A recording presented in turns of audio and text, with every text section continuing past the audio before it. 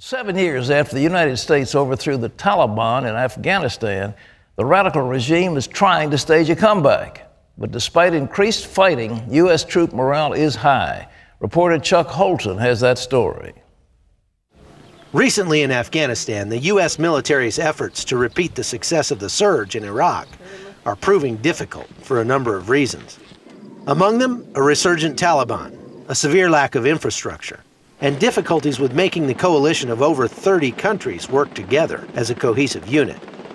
While there are signs of progress, commanders on the ground are saying we've still got a long way to go.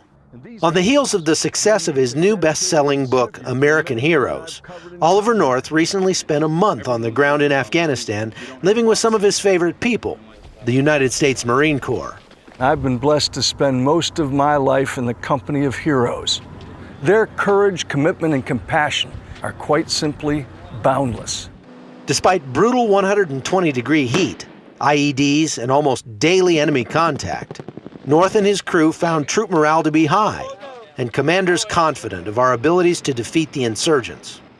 They also encountered some thorny challenges that could delay or even derail our military's efforts if not dealt with quickly. Chuck Holton, CBN News. Well, my good friend Ollie North is here with us again. Good to see you, Colonel. Good to be with another Marine. Semper Fi.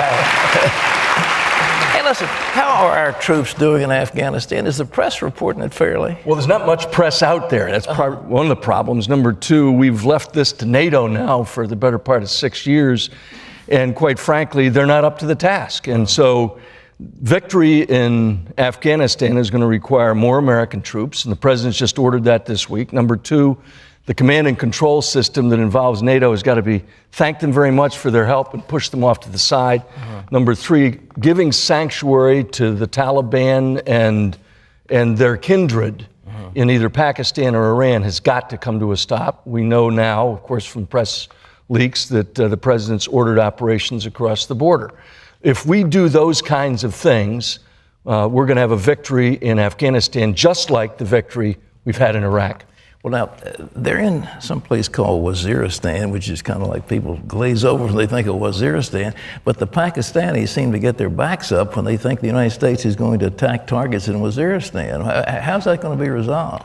Well, I think what you're going to have is some kind of tacit understanding with the neighboring countries of Afghanistan that we collectively, the West, certainly those of us who want to be free of the kinds of threats we just faced yesterday, the anniversary of 9/11, have got to be able to make sure that those bases that support the Taliban and Al-Qaeda and the like in the neighborhood are closed. Now, either they do it or we're going to have to do it. Well, I understand we're using surgical strikes with Predator drones to go after the big shots of Al-Qaeda. Is that successful? They have, but of course you get the inevitable consequence of that is challenges that missile or that bomb or that aerial attack really wasn't so-called Taliban. And of course we saw that happen while I was over there.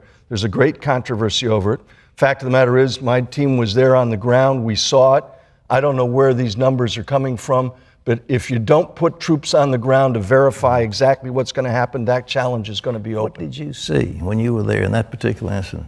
Well, the 22nd of August, U.S. and Afghan commandos raided a site. Azizabad is the name of the village. Clearly, everybody I saw was armed. I saw the people who were killed. There were not 90 women and children who were in the aftermath of it. You didn't find a bunch of civilians looking for treatment for wounds. And as you know, in combat, most of them are going to be wounded, not killed. And finally, in the immediate aftermath, there weren't any more than 18 graves in the neighboring cemeteries. The estimate was that they'd killed 25 Taliban. I believe that estimate is correct, but nonetheless, the propaganda on the other side is spinning it the other way. How many did they say were killed? Well, they're saying 90 women 90? and children. 90. Women and children? Women and children and civilians, Not non-combatants. true. You were there. Eyeballed it. We were on the ground. We saw it. If there were 90 there, I don't know where they came from. Well, you know, 120 degrees is pretty punishing heat to carry all that combat gear. How do our troops hold up under that? They're a lot younger than I am. I have to acknowledge it's getting tougher to keep up with a 19-year-old wearing a 50-pound flak jacket and helmet. But they are remarkable. This is the brightest, best educated, trained, led, and equipped military any nation has ever had. They are absolutely magnificent. My confidence in them is buoyed by what I saw them accomplish in Iraq at almost the same temperatures. The extremes are much greater in Afghanistan. In a matter of weeks, it's going to be 2 feet to 3 feet of snow in northern Afghanistan. In the summertime, it's up to 125 degrees or better. It's what I call the Afghan desert diet. If you want to lose some weight, that's the way to do it. You lost, what, 15 pounds? 15 pounds. 15 pounds. Betsy said, "Are you eating right?" I said, "Yeah." Eating lots. What about those opium poppies? Well, look at the number one cash crop of the country, because there is no infrastructure. Yeah. There's no highways, railroads, means of exporting things like wheat and corn to generate revenues. The Taliban tell people you've got to grow poppies. Well, the fact is, if that's the only cash crop they've got, they're going to grow poppies. The way to eradicate that problem is what we did in Colombia. In fact, many of the special operations troops now in Afghanistan succeeded in Colombia. You've got to start at the top with the kingpins and work your way down and make sure that the alternative crops have a means of being exported for something other than just subsistence for the farmer growing it. Sure. They can do it. Well, that's the biggest supplier of heroin in the world, isn't it? It is, and it's the number one way in which the Taliban is being supported today, and it is a global terrorist organization. Incredible.